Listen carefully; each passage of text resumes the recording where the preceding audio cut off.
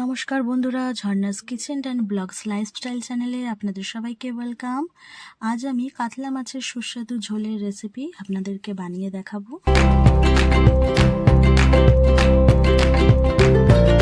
বন্ধুরা, ভিডিওটি ভালো লাগলে প্লিজ চ্যানেলটিকে সাবস্ক্রাইব করে পাশে থাকা বেল আইকনটিকে প্রেস করে লাইক, কমেন্ট এবং শেয়ার করবেন। চলুন দেখা যাক কিভাবে আমি আজকে রেসিপিটি বানাই। প্রথমেই আমি নিয়ে নিয়েছি এখানে কাতলা মাছ। মাছগুলোকে ভালোভাবে ধুয়ে পরিষ্কার করে রেখেছি। এরপর আমি মাছগুলোর মধ্যে হলুদ আর লবণ ভালোভাবে মাখিয়ে নেব।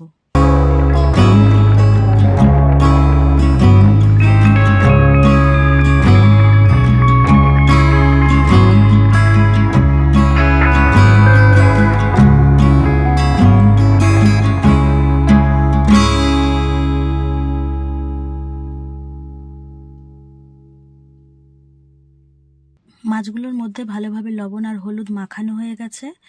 অন্যদিকে আমি গ্যাসে কড়াই বসিয়ে দিয়েছি। কড়াই গরম হয়ে গেছে, দিয়ে দিলাম সর্ষের তেল এবং একে একে মাছগুলো আমি ভেজে নেব।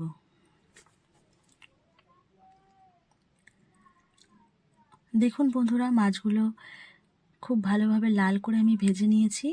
সুস্বাদু কাতলা মাছের এই রেসিপিটি বানাবার জন্য আর কি লাগছে চলুন একবার দেখে নিই।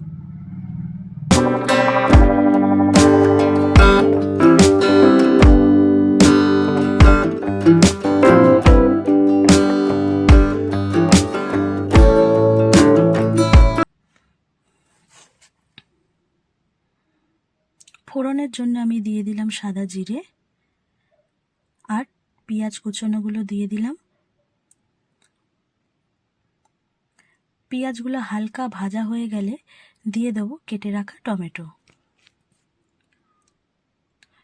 টমেটোগুলো দিয়ে হালকা করে নাড়াচাড়া করেই দিয়ে দেবো আমি আদা আর কাঁচা লঙ্কা বাটা। এরপর আমি সমস্ত মশলা ভালোভাবে মিশিয়ে নিলাম। এরপর আমি একে একে গুঁড়ো মশলা দিয়ে দেবো। হলুদ গুঁড়ো, জিরের গুঁড়ো, লঙ্কা গুঁড়ো, লাল লঙ্কা গুঁড়ো আর পরিমাণ মতন লবণ। এরপর আমি ভালোভাবে মশলাগুলোকে মিশিয়ে নিলাম।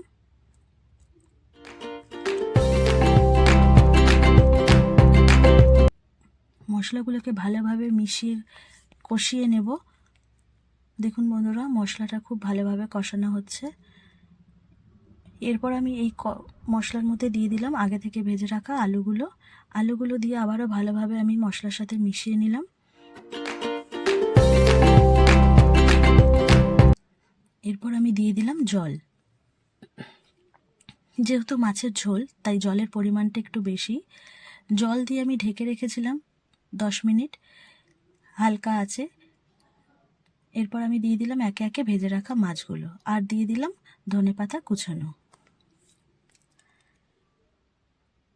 ঝোল ফুটে গেছে, তৈরি হয়ে গেছে আজকের সুস্বাদু কাতলা মাছের ঝোল। অন্য পাত্রে নামিয়ে নেব।